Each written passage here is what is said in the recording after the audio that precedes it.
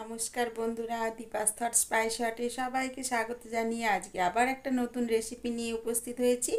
সবাই শুরু থেকে শেষ পর্যন্ত দেখবেন, লাইক শেয়ার কমেন্টস করে পাশে থাকবেন, আর নতুন বন্ধুরা সাবস্ক্রাইব করে দেবেন প্লিজ।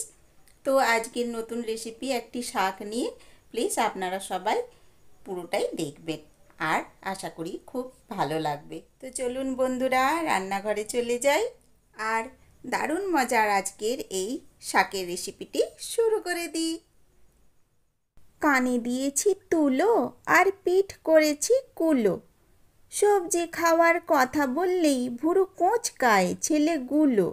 আর দিন প্রতিদিন বেড়েই চলেছে দ্রব্যমূল্য প্রতি কিলো।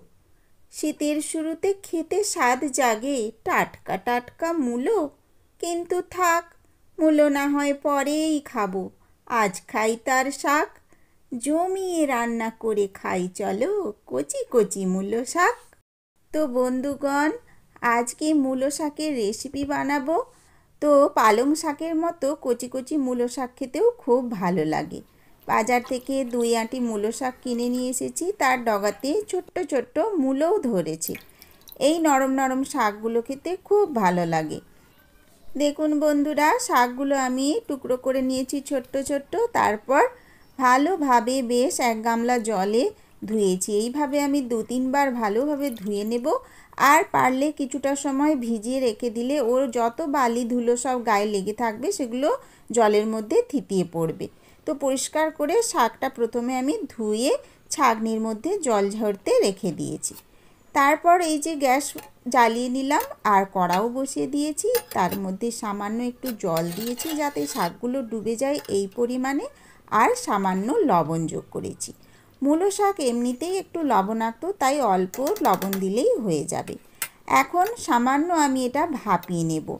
এখনকার দিনে শাকের মধ্যেও অনেক রকম রাসায়নিক দেওয়া হয় যাতে পোকামাকড় না লাগে বা শাকগুলো ঝরঝরে ছনছনে হয়ে ওঠে, তাজা তরতাজা হয়ে, সেই জন্য অনেক রকম ঔষধের প্রয়োগ করা হয়। তো ধুয়ে নিলেও এই সমস্ত ঔষধের কণাগুলো রান্নার সাথে আমাদের শরীরে যাতে পুরোপুরিভাবে প্রবেশ করতে না পারে, সেই উদ্দেশ্যে হালকা এখনকার সমস্ত শাক সবজি গরম জলে একটু ধুয়ে ভাপিয়ে নিলে ভালো হয়। তো সেই উদ্দেশ্যে আর এই আমি সমস্ত শাকগুলোকে একটু ভাপিয়ে নিলাম হালকা গরম জলে। 1-2 ফুট ফুটলেই তারপর জল ঝারিয়ে নিতে হবে। এই যে আমার ফুটে গিয়েছে দেখুন সমস্ত শাকটা, এবার আমি ছান্তা দিয়ে ছেঁকে তুলে নিচ্ছি। খুব ভালোভাবে জলটা ঝরিয়ে নেব, ছেঁকে কিছু সময় ছাঁকনির মধ্যে রেখে দেব যাতে সমস্ত জলটা ছাঁকা হয়ে যেতে পারে।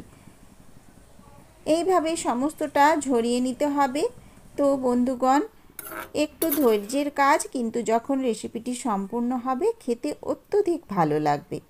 আর বন্ধুরা জানেন তো, মূলো শাক একটু ক্রাঞ্চি ক্রাঞ্চি থাকে, যতটাই সেদ্ধ হোক না কেন সামান্য একটু কচকচে ভাব থাকে, আর এটা খেতে বেশ ভালোই লাগে। তো ইতিমধ্যে আমার সমস্ত শাকটা জল থেকে ছেঁকে তুলে নেওয়া হয়েছে। বেশ কিছুটা সময় রেখে দিয়েছিলাম ঝারিয়ে জলটা ঝরিয়ে নেবার জন্য।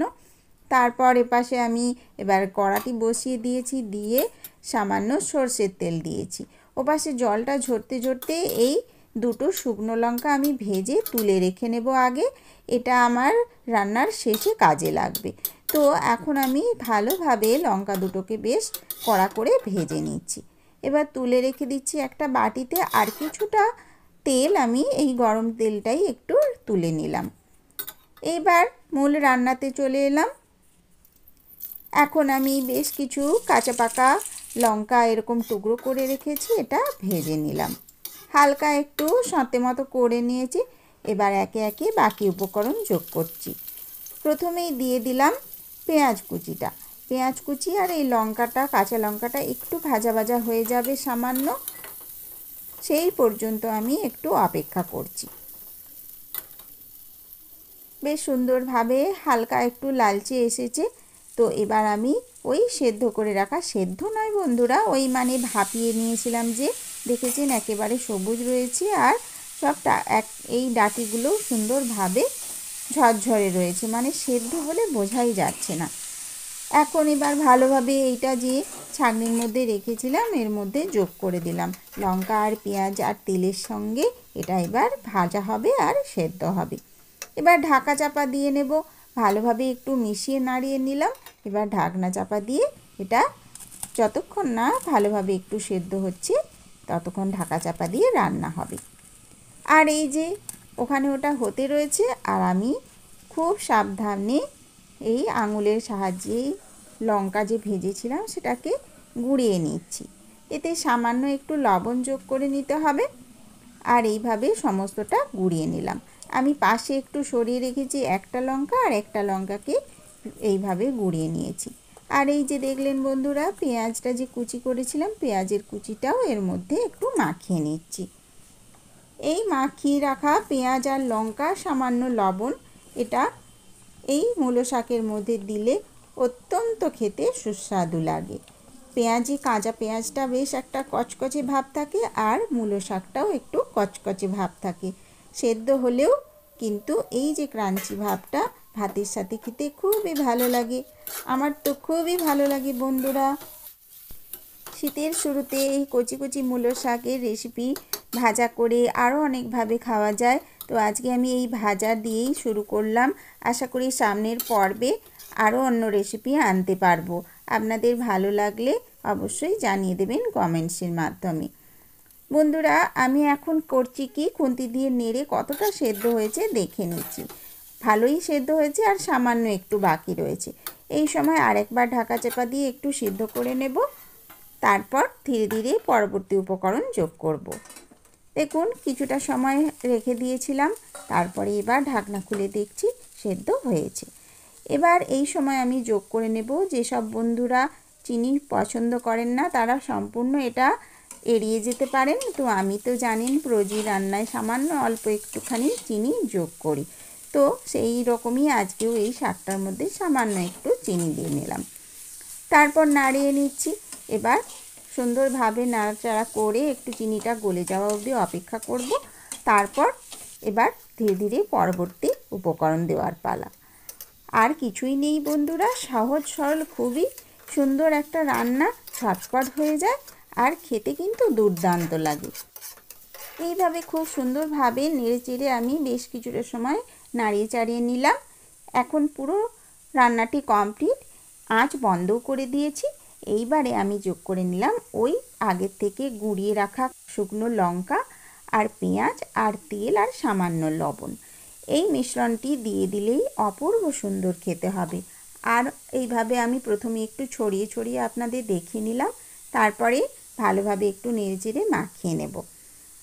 তো এইটা গরম ভাতে এত ভালো লাগবে, প্রথম পাতেই আপনার মনটা ভরে যাবে। প্রথম গরম ভাতের সাথে যখনই এই শাক তো আমরা সবাই প্রথমেই খাই, তো প্রথম গ্রাসেই খুব ভালো লাগবে। আর প্রয়োজন হলে আপনারা একটু কাঁচা সর্ষের তেল ওপর থেকে ছড়িয়ে নিতে পারেন, তাহলে কাঁচা সর্ষের তেলে যে ঝাঁঝালো গন্ধটা সেটা আরও বেশি খেতে ভালো লাগে। এই মূলো শাকের রেসিপি এইভাবে আজকে বানালাম। সবার শেষে তুলে রাখা শুকনো লঙ্কা আর সামান্য একটু পেঁয়াজ মাখা ওপরে দিয়ে এভাবে আমি সাজিয়ে নিয়েছি যাতে দেখতে ভালো লাগে। তো সম্পূর্ণটা হয়ে যাওয়ার পর কেমন লাগলো বন্ধুরা অবশ্যই জানাবেন কিন্তু। তো এইভাবে রোজ রোজ সহজ সরল রেসিপি, ঘরোয়া রেসিপি আমি নিয়ে আসছি। আপনারা সবাই আমাকে সাপোর্ট করবেন, আমার পাশে থাকবেন। আজকের মতো তাহলে বিদায় নিচ্ছি বন্ধুরা। আবার নতুন পর্বে নতুন কোনো রেসিপি নিয়ে চলে আসব যেটা আপনাদের সকলের মন কেড়ে নেবে। তো তাহলে বন্ধুরা আজকের মতো বিদায় নিলাম। সবাই ভালো থাকবেন, সুস্থ থাকবেন আর শীতের নতুন নতুন রেসিপি দেখতে থাকুন আর নিজেরা বাড়িতে বানিয়ে খেতে থাকুন। শীতের কচি কচি মূলো শাক ভাজা খেতে দারুণ মজা। সবাইকে অনেক ধন্যবাদ।